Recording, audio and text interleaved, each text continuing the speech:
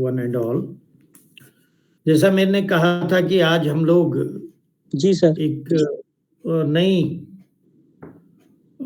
विधा पे बात करेंगे जो बहुत महत्वपूर्ण और समय समय पर काफी जटिल और उलझी हुई विषय वस्तु रही है, वह है कब्जा। Therefore, as I have said that this is very complicated matter under the jurisprudence. And for understanding concept of possession, कब्जे की संकल्पना को समझने के लिए या विधिशास्त्री विचार को समझने के लिए बहुत सारे बिंदु आवश्यक हैं, लेकिन महत्वपूर्ण बिंदु जो कंपटीशन में और नेट की परीक्षा में आता है एलएलएम के बच्चों के लिए, वो है पहला बिंदु, possession is 9 point in law. Normally this question being asked by examiner in the competitive examination, or the second form of this question is that possession is the prima facie evidence of ownership. Discuss on the observation. Second aspect is that the controversial definitions of possession which relate to animus, capacity and the corpus. पहला बिंदु अध्ययन के लिए आवश्यक है कि कब्जा स्वामित्व का प्रथम दृष्टया साक्ष्य है। सेकंड पोर्शन है इसी का, कब्जा का स्थान विधि में 9 भाग है। Only one portion for other relevant evidence. Another controversy is related to, दूसरी विरोधाभासी विचार है कब्जे की परिभाषा।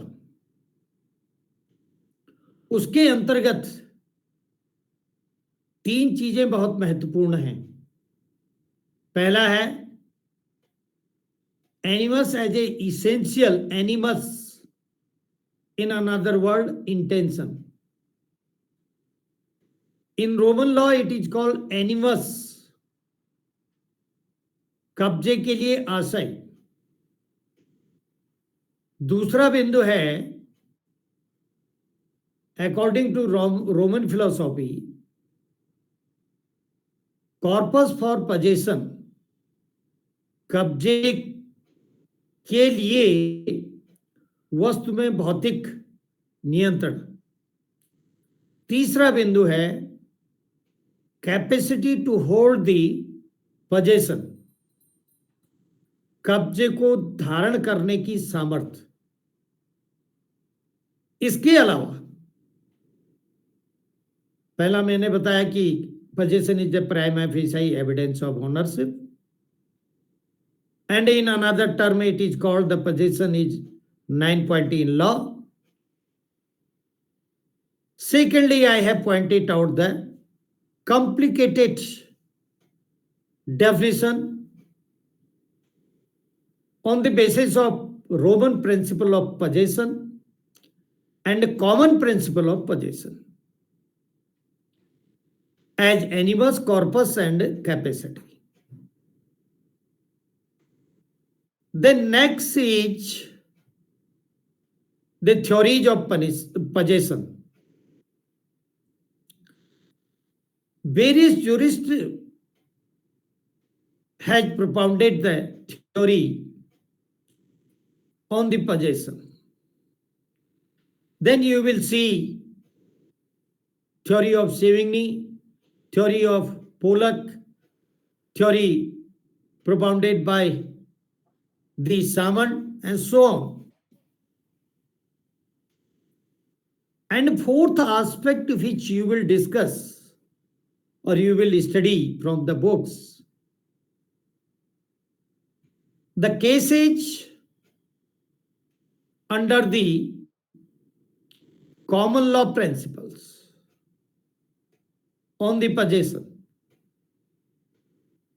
And then you might be studied, आपने अध्ययन किया होगा और किया जा चुका है आपके द्वारा अध्ययन.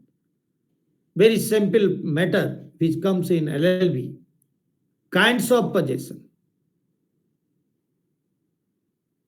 And that presumes that you are well aware about the kinds of possession, because this question normally asked in LLB examination. Then the process of taking the possession, कब्जा प्राप्त करने की व्यवस्था और means. And after that, there is a aspect of the relationship between the possession and ownership.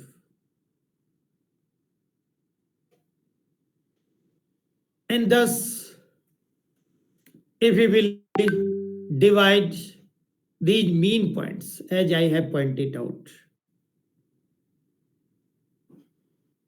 into the various segments known as synopsis, then systematically you can say the need of possession rather than the origin of possession.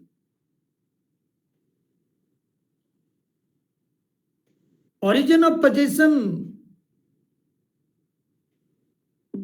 have no prescribed history. Its relationship with the birth of the human being, because of the need to use the thing, वस्तु को उपयोग करने के लिए सामान्यतः इस व्यवस्था के अंतर्गत व्यक्ति के उद्भव होते ही कब्जे की धारणा स्वतः ही प्रकट होने लगती है. इसलिए first point, you can make the need of possession, and then relationship of possession with the things. Second, third, you can say the background of possession and a philosophy of possession, concept of the title and relation. Title as a essential element for possession, ये भी LLM के लिए महत्वपूर्ण है. हक तथा कब्जा, स्वामित्व, हक, कब्जा, title.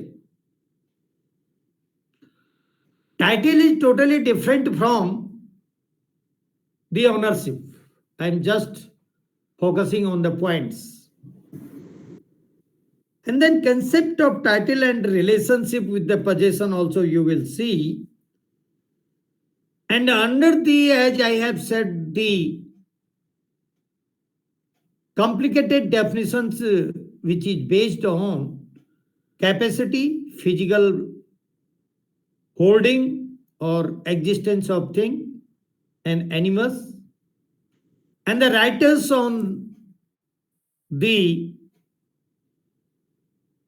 portion of definition of possession or writers philosophy relating to the possession are no doubt the Salmon and Pollock. Pollock is a common law principle writer.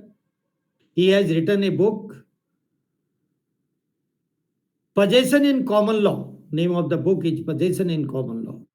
That's why the Pollock's ideology and thoughts are also relevant for possession. Then Savigny theory is also relevant.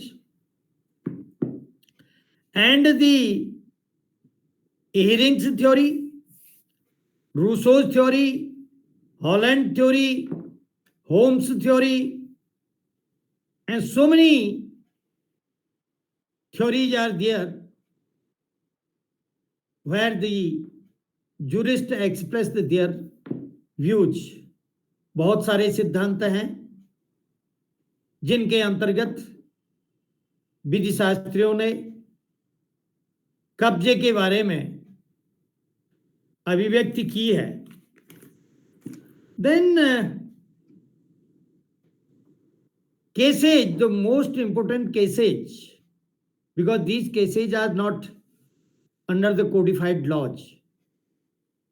These cases are either the relation of the time of common system in Great Britain or somehow in the Roman system. And these are R versus Lilly, Swift versus Gafford, R versus Hudson, and Southford, Water Works versus Sermons, Elvis versus Bridge Gas Company case is also relevant. Brajesh versus Hawksworth, very controversial case. And Hanna versus Peel. We will see the controversial point about the possession as principle laid down in these cases. Still today, as a jurisprudence, the concept of possession has not been finalized. आज भी कब्जे की जटिलताएं प्रत्यक्षतः सुस्थापित और स्पष्ट नहीं की जा चुकी है, क्योंकि ये समय के साथ व्यवहारिक रूप से जटिलता के दर्शन को समाहित किए हुए हैं. इसलिए the cases long back have still today the relevancy which relate to the codification of the possession. Then you will see the protection of possession by law and Mansfield observation in this regard, and some aspect for maintaining the peace. To protect the possession by law is also essential. समाज में शांति बनाए रखने के लिए कब्जे को विधि के द्वारा संरक्षा दिया जाना आवश्यक है. और दूसरी बात, क्यों कब्जे को विधि संरक्षा प्रदान करती है, इसलिए भी आवश्यक है कि प्रत्येक व्यक्ति की संपत्ति सुरक्षित रहे. और रोमन लॉ तथा कॉमन लॉ प्रिंसिपल्स के मध्य विधि द्वारा कब्जे को संरक्षित किए जाने की संकल्पनाओं में समय के अंतराल के अंतर्गत, अर्थात समय समय पर भिन्नता और पृथकता भी दिखाई देती है, उसको भी हमें अध्ययन करना पड़ेगा। इसलिए the system of possession in the various society को भी हमें नजरअंदाज नहीं करना पड़ेगा। एक बिंदु जो और मस्तिष्क में आता है कि कब्जा प्राप्त कैसे किया जा सकता है। इफ ए थिंग, एक उदाहरण सुनिए प्राप्त करने का तरीका। ठीक है, आपने भेजा है, देखा है कि हस्तांतरित करके विधि के द्वारा और उसको फिजिकल कंट्रोल के द्वारा, ये सब है। लेकिन one issue which is there, वो कहता है कि एक वस्तु कोई लावारिस पड़ी हुई है, विच इज कॉल्ड रेशनलिस, स्वामी विहीन पर है वस्तु, तो उसमें कब्जा किसका बनता है जिसके स्वामी का पता ही नहीं है। लेकिन यहां पर यह बताना आवश्यक है कि कोई भी वस्तु स्वामी विहीन नहीं होती है। तो वस्तु क्या है? Can you say that the human being who have no sound mind is a thing of the another person, जो उसका गार्जियन है उसकी वस्तु है क्या वो? The answer is no, because he is human being. Though he has no sound mind, वो स्वस्थ नहीं है। तो the things which are rationalists, उन पर कब्जा किसका है? And for that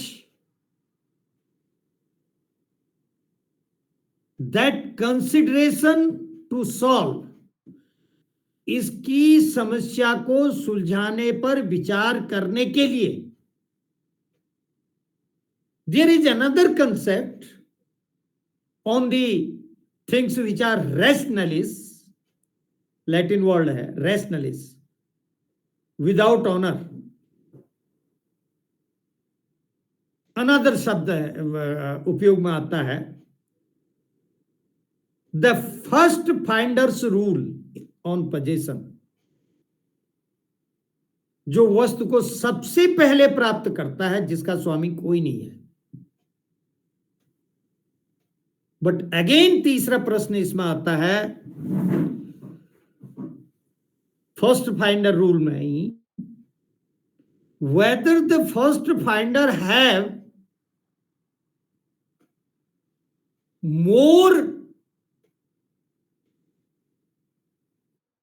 authority on the things, more rights on the things which has already on the real owner, क्या उस वस्तु पर जो सबसे पहले प्राप्त करता है उसी के समान अधिकार है जो कि उसका वास्तविक मालिक है, स्वामी है? ये भी प्रश्न है। वस्तु का कोई स्वामी नहीं है, पता नहीं लगाया जा सकता है,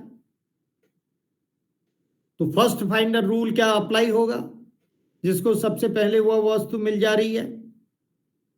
यदि फर्स्ट फाइंडर रूल लागू होता है तो फिर जो वास्तविक स्वामी था उस वस्तु का, फर्स्ट फाइंडर के पास उतनी ही शक्ति है जितनी कि वास्तविक स्वामी के पास थी। यदि वास्तविक स्वामी के बराबर शक्ति उसके पास है वस्तु को होल्ड करने की, धारण करने की, टाइटल के रूप में धारण करने की, हक के रूप में धारण करने की, तो फिर क्या जब वास्तविक स्वामी मिल जाएगा उस समय दोनों को बराबर पावर होगी कि उसको होल्ड कर सकते हैं दोनों आधा आधा? This is also the issue which says that who have the right to hold the property. उसका पता ही नहीं था। खोई हुई वस्तु मिलती है रैशनली से, पता नहीं लगाया जाता है।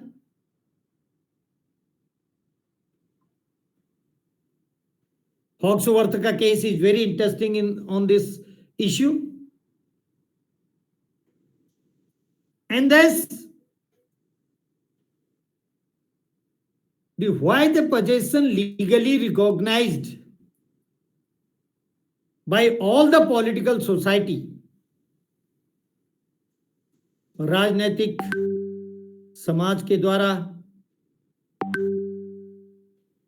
कब्जे को स्वीकार क्यों किया गया? Various questions are there under this synopsis, but most useful questions are, जो मैंने बताया आपको शुरू में ही कि possession is 9 point in law. Possession is the prima facie evidence of ownership. Complications in defining the possession. Theories of possession, issue of the things which is rationalist, and then cases decided by common law courts time to time to recognize possession under the law. इन पर ध्यान देना आवश्यक है। अब इस summary के बाद आप पहले बिंदु पर आइए, जो ये कहता है कि व्हाई पोजेशन इज इसेंशियल। इतना महत्व क्यों है इसका?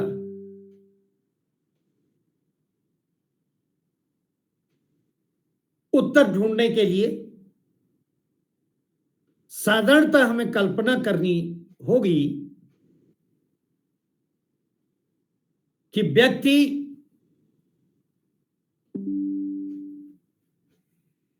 अपने जीवन के उपयोग के लिए सदैव कुछ वस्तुओं को आवश्यक समझता है।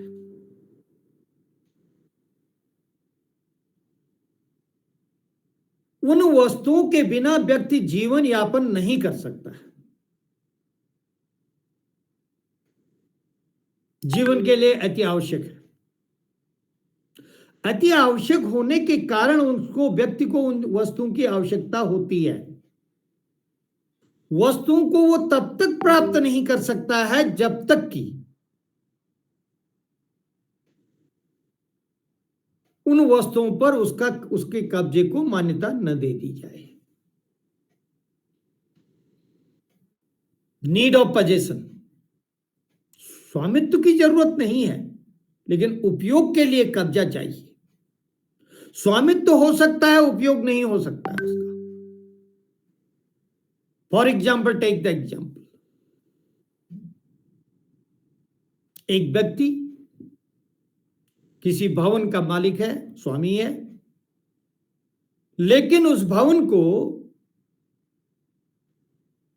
उसने किराए के लिए दूसरे व्यक्ति को विधिक रूप से हस्तांतरित कर रखा है, किराए में लगा रखा है।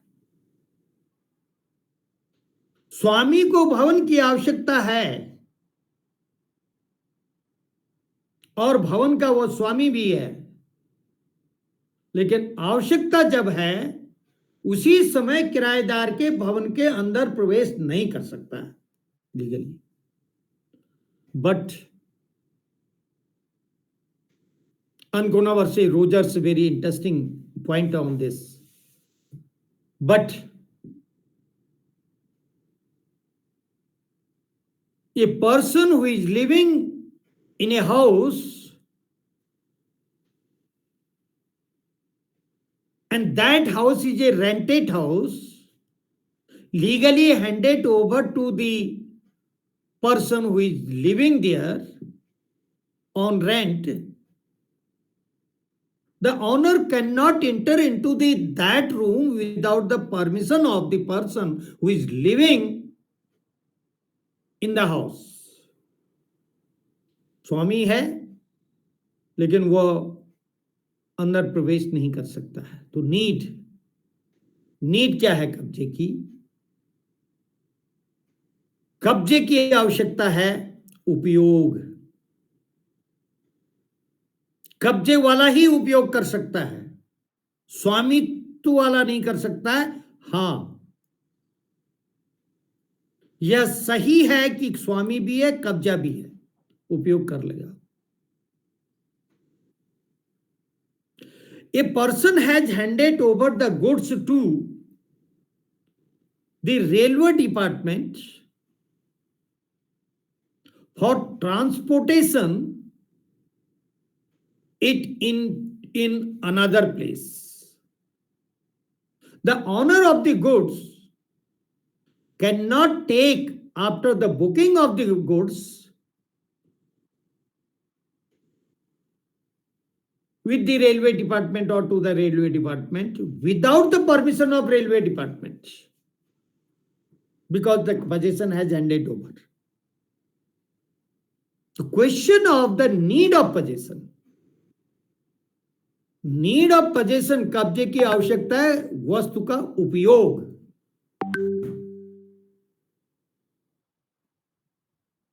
स्वामित्व में वो चीज नहीं है, लेकिन स्वामित्व उन परिस्थितियों में जब कब्जा भी उसी के पास हो और स्वामी भी उसी के पास हो, उपयोग कर सकता है। Therefore, the need of the possession is to use the things legally. Person cannot, दूसरा पॉइंट, अंडर द नीड। एक व्यक्ति ने कोई सामान, चाहे वो मूवेबल हो या इमूवेबल हो,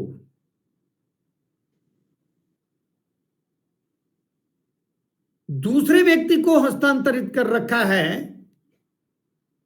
लेकिन सब लोगों को यह मालूम नहीं है कि ये किसने हस्तांतरित कर रखा है। जिस व्यक्ति के पास फिजिकल कंट्रोल है उस वस्तु का, जो व्यक्ति देख रहे हैं वस्तु के साथ व्यक्ति को कार्य करते हुए या मकान के अंदर रहते हुए, वस्तु का उपयोग करते हुए, तो वो ये समझ रहे हैं कि मालिक भी यही है जो उपयोग कर रहा है। तो that's why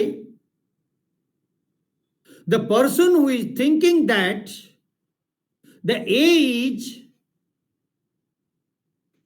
normally holding the things for own use and in general parlance, that person who is using the things is deemed to be the owner of that thing. इसलिए कब्जा धारक वस्तु का स्वामी दिखाई देता है प्रथम दृष्टि में। Therefore, the person who is holding the property में ही केवल कब्जा होता है, व्यक्ति में कब्जा नहीं होता है। जानवर प्रॉपर्टी है।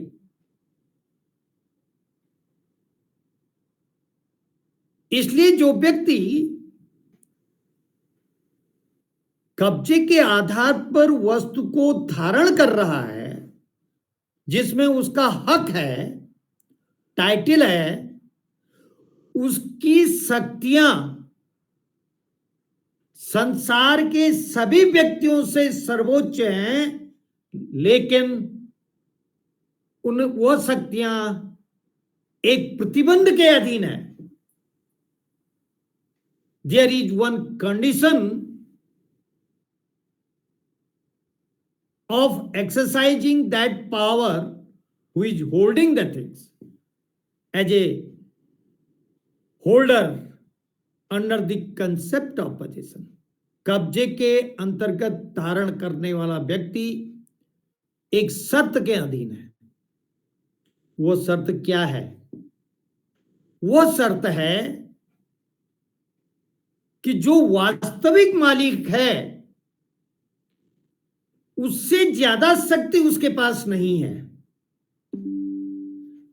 लेकिन यह विचार भी जो सेविग्नी और सामंड और हॉलैंड का है, यह विचार भी एक अपवाद के अंतर्गत है। अर्थात पॉइंट क्या था? कब्जे को धारण करता हक के रूप में वस्तु को समस्त अधिकारों का शक्तियों का उपयोग कर सकता है, लेकिन उन शक्तियों का उपयोग नहीं कर सकता है जो उस वस्तु का स्वामी करता, उसके अधीन था। इस नियम का भी एक अपवाद है। पहला एक सामान्य उपबंध आया, दूसरा उसका अपवाद आया कि वो मालिक के बराबर शक्तियां नहीं रख सकता है, स्वामी के बराबर। इसका भी एक अपवाद है। अब वो अपवाद आ रहा है। अपवाद कहता है कि मालिक भी कब्जे धारक व्यक्ति के द्वारा उपयोग किए जाने वाली वस्तु को अपनी शक्तियों का, अत्यंतिक शक्तियों का उपयोग तब तक नहीं कर सकता है जब तक कि कब्जा धारक वस्तु को नियमानुसार छोड़ नहीं देता है। ये पर्सन है द एग्रीकल्चर लैंड, उसने कमाने के लिए डी को दे रखा है, डी का कब्जा है, बेच सकता है, लेकिन जब बेचेगा तो बिंदु आ जाएगा कब्जे को कब तक धारण कर सकता है व्यक्ति। उदाहरण के लिए देखिए, कौन जिसके पास कब्जा था क्या खाली करवा लेगा? उदाहरण के लिए देखिए,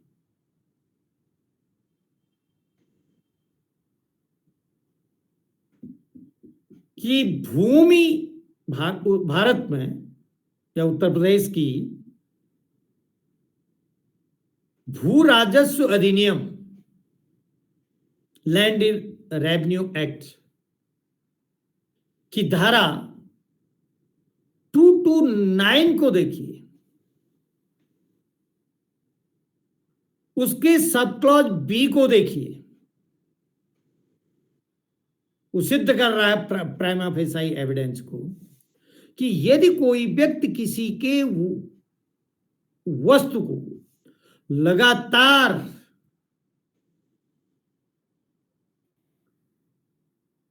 बारह साल तक उपयोग कर लेता है और मैक्सिमम 20 साल तक उपयोग कर लेता है, तो इस समय के अंतर्गत स्वामी ने, भूमि स्वामी ने कोई कार्रवाई नहीं की, उसका पता ही नहीं था,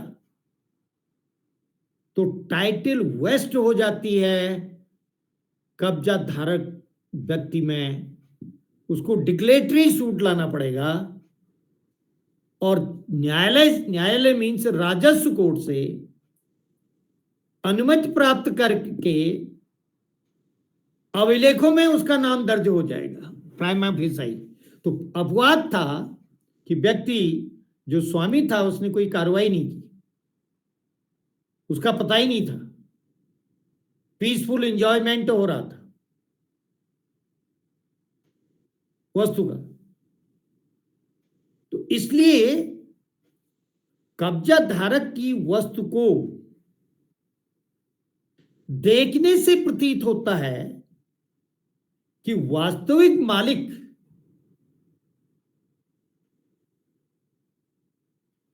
तो वह है जिसके कब्जे में ये वस्तु है। This is a point which says that prima facie evidence. और एक हक उसका था, मालिकाना हक बिगैर कार्रवाई के नहीं मिल सकता है, मालिकाना हक रहेगा। In various places you can see भूस्वामियों का पता ही नहीं है और कब्जे में धारण कर रहे हैं लोग, उन्होंने मकान भी बना लिए। Thus it is a very complicated subject matter, और इस सब्जेक्ट मैटर में इसकी आवश्यकता पर विचार किया गया। अब हन्ना वर्सेस पील का केस आप देखिए, रोजर्स का केस देखिए, इनमें क्या होता है। एज आई हैव सेड कि ए नाम का व्यक्ति बी मकान मालिक से एक कमरा लेता है, एक उदाहरण, कमरा किराए में लेता है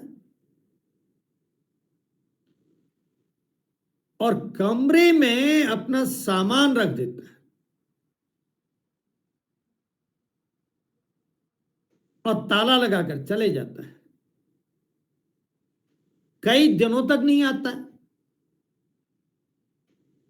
क्या मकान मालिक कमरे का ताला तोड़ सकता है legally? The house owner have no right to break down the lock. He has no right to broken it. He have the right to take action according to the law. या वो चाबी मकान मालिक को ही दे गया था, तब स्थिति क्या होगी? चाबी स्वयं ले गया या चाबी को उसी को दे गया? You can say sir the duration of the rent 1 साल था, 1 साल के बाद भी नहीं आया, तो automatic right can not accrued, can not arise कि 1 साल बाद ताला तोड़ दे। If a house owner will enter into the room who is in possession of another person,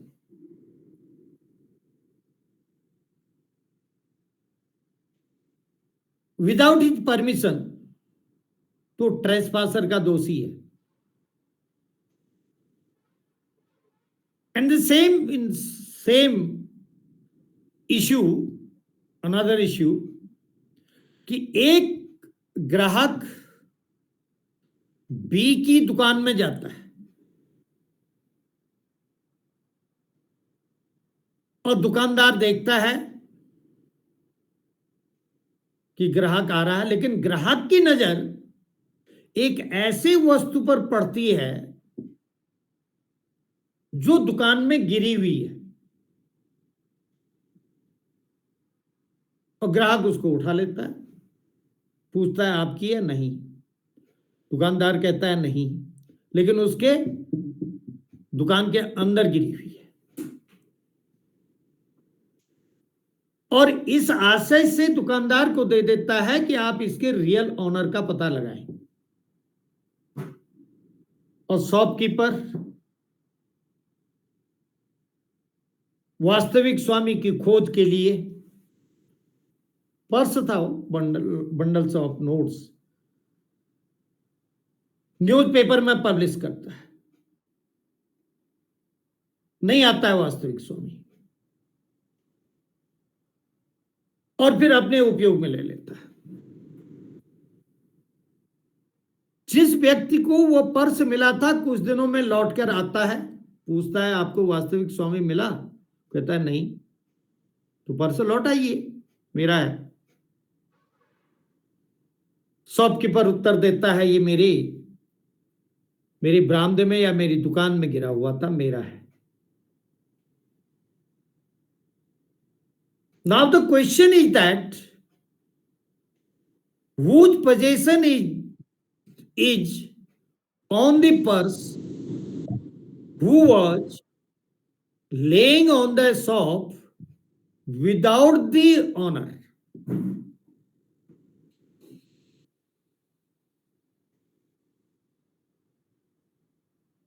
बहुत जजमेंट दुखदायी स्थिति वाला है। जगह किसी और की है, सामान किसी और का है, मिल किसी और को जा रहा है, और जिसको मिला वो भी उस व्यक्ति को दे देता है जिसका सामान नहीं था। इसलिए दे देता है कि उस समय आशय ये था कि आप वास्तविक मालिक का पता लगाएं, लेकिन वो नहीं मिला, अपने उपयोग में ले आया ऐसा व्यक्ति। दूसरा उदाहरण सुनिए।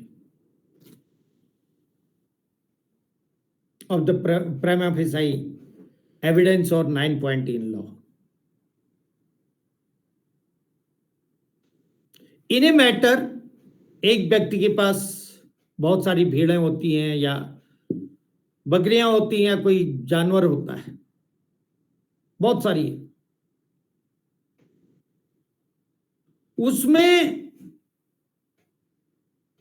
किसी अन्य व्यक्ति की जानवरें भी सम्मिलित हो गए। बहुत पुराना इश्यू है आर वर्सी रिली का। और जिसने उनको होल्ड किया, जिनकी भेड़ों में वो मिली, उसको पता ही नहीं था कि मेरी भेड़ों के साथ कोई और भेड़ भी आ गई, और घर में रखता है, कई दिनों तक रखता है, जंगल से भी लाता है, लेकिन फाइनली उनको जब बेचता है तो उस व्यक्ति का, बेचने वाले व्यक्ति का इंटेंशन था कि मेरे पास कितनी भेड़ें हैं, 30 है, 40 है, 25 है, लेकिन जब बेचने लगता है तो वो ज्यादा मिल जाती है, ज्यादा है। तो now the question of possession, किसकी है ये? Whether these are rationalist. और जैसे ही ज्यादा होने की बात चलती है, खरीदने वाला वो चर्चा का विषय बन जाता है। जिसकी भेड़ें खोई हुई थी वो पहुंच जाता है बेचने के बाद। Whether the person who had sold the goats is liable under the larceny, common law principle में theft को larceny. Therefore, how the possession can be defined? क्या possession में animus, intention और फिजिकल होल्ड दोनों होना आवश्यक है, या दोनों में से केवल एक का आवश्यक है? सेविंग और सामंड की कंट्रोवर्सी अगर आप देखेंगे, सेविंग कहता है कि दोनों का होना आवश्यक है, सामंड कहता है दोनों में से एक का होना आवश्यक है। This is under my possession. Custody अलग चीज है, कस्टडी, टाइटल, ये सब अलग अलग है। ऑनरशिप, पोजेशन, सोच रहा कि वस्तु मेरे पास है।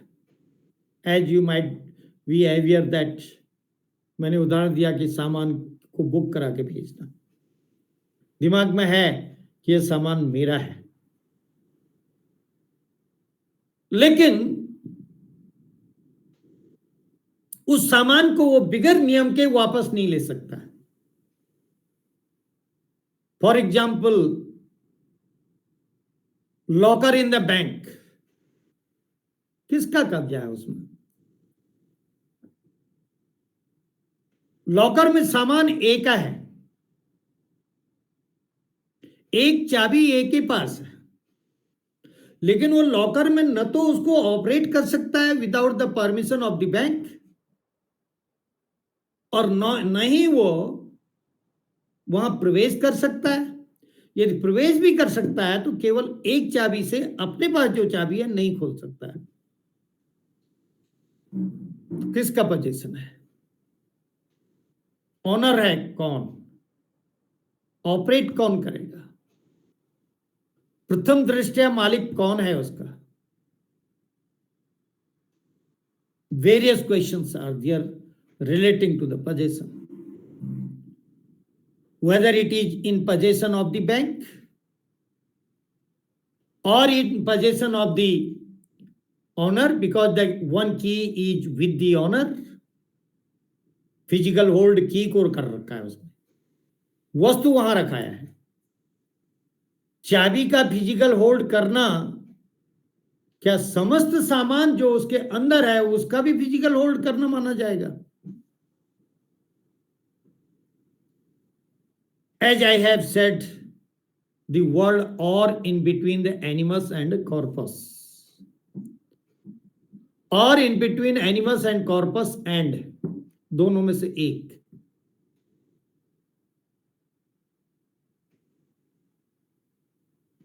The point in this regard is related to the complications of the possession, and thus if we will see the philosophy on possession of the jurists, अलग अलग बात करते हैं। वो फिजिकल होल्ड हो भी सकता है, नहीं भी हो सकता है, जिसका कब्जा है, लेकिन मनःस्थिति के आधार पर आशयपूर्ण तरीके से वो सोच रहा है कि इसमें मेरा कब्जा है। The person is out of home, ताला लगा के घर से बाहर है। कई इश्यूज हैं इन दीज मैटर्स, और इस संबंध में इंडियन न्यायालय का भी एक केस है 1995 का फिलोसॉफी ऑफ पोजेशन में, उसको भी आप नोट कर लें। केस का नाम है Gangadhar versus Ramalingam. It is A case of 1995, 3 SCC 238, related to the philosophical matter of the possession.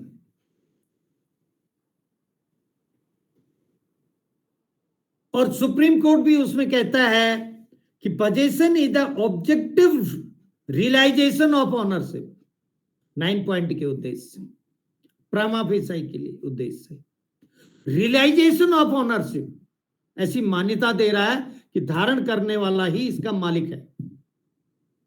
Philosophy supreme court की फिलोसॉफी है। It is a de facto exercise of the claim to certain property.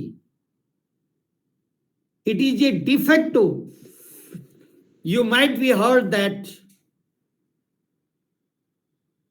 defecto means facts which are showing that the person who is holding it, holding the things, he is or she is the owner. De facto, not de jure. De jure may be the another person. De jure means jury is related to the law, in the eyes of law. De facto means factually, physically, who is holding it. Owner may be another person, but it is a realization.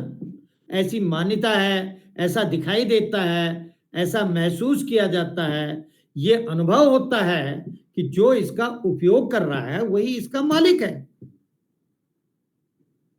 ये supreme court कह रहा है, लेकिन ऐसा होता नहीं है, मालिक नहीं है वो, लेकिन दिखाई देता है क्योंकि पता नहीं है। Therefore, whether possession is greater than the ownership, क्या कब्जा स्वामित्व से बड़ा है? For the use of things, the person who is holding the things as the possession on that thing, it seems to be greater, use के लिए केवल उपयोग कर सकता है, उसमें बड़ा दिखाई दे रहा है.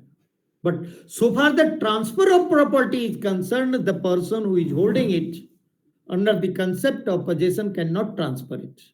लीगली ट्रांसफर नहीं कर सकता है उसको किसी और को.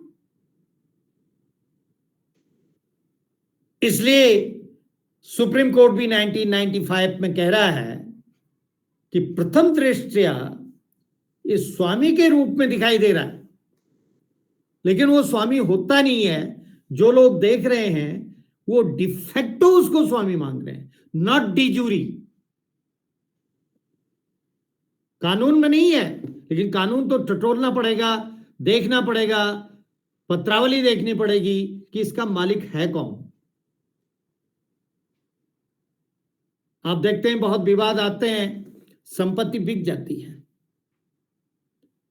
रजिस्ट्रेशन भी हो जाता है. अब तो कुछ विवाद आने के बाद कुछ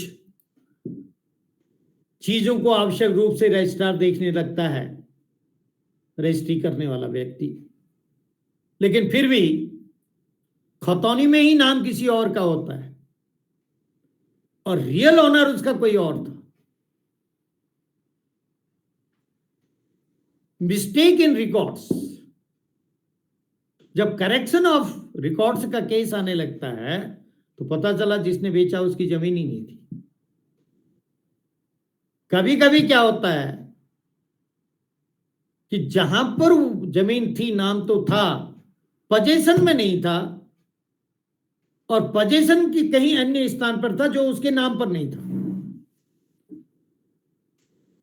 जो नाम पर था उसकी रजिस्ट्री होगी, उसकी दाखा भी चल गया, लेकिन कब्जे में हस्तांतरित कहीं और हुआ है. और विवाद आता है कि जिस स्थान का दाखा चला ये किसी और के कब्जे में, मालिक उसका कोई और था, कब्जे में किसी और के था और बेच दिया किसी और को, जहां पर था ही नहीं वहां पर चले गया. It's a very complicated issue. Property के सारे झगड़े इमोबाइल प्रॉपर्टी के, कब्जा और ओनरशिप के. That's why supreme court also expressed the philosophy relating to the defecto physically holding the thing is a complicated matter and very difficult to decide who have the greater interest on the things which a person is using it and enjoying it. ऐसी परिस्थितियों में 1 by 1 system से आप definition देखेंगे और बातों को समझने का प्रयास करेंगे और थ्योरीज को भी देखेंगे, इंडियन सिस्टम को भी देखेंगे, पजेशन का कॉमन लॉ और रोमन लॉ को भी देखेंगे, रिलेशनशिप को भी देखेंगे स्वामित्व के साथ, और तभी इसका एक अध्ययन की विधा का आंशिक विवेचना से अवगत हो जाएंगे आप. इसलिए केसेज कुछ मैंने बताया और सारी पुस्तकों में है, उनको आपको पढ़ना है और समझना है और थ्योरीज को अप्लाई करनी है और जूरिस्ट के द्वारा बताई गई चीजों को उसमें लागू करना है. तो सामान्यतः आप समझने लग जाएंगे कि कब्जे का ही झगड़ा है. स्वामित्व और कब्जे का आपस में विरोध और सामंजस्य दोनों ही है। तो इसलिए डिफेक्टो वर्सेस डिजूरी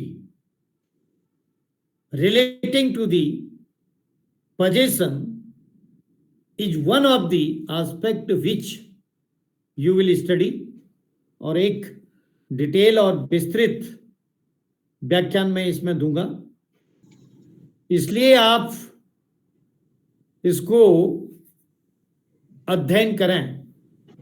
समझ में कम आएगा जूरिस्प्रूडेंस के उद्देश्य से, लेकिन एलएलबी में पढ़ रखा है, फिर भी देखिए मैं समझाऊंगा इसको और सामान्य रूप से। तो थैंक्स टू ऑल।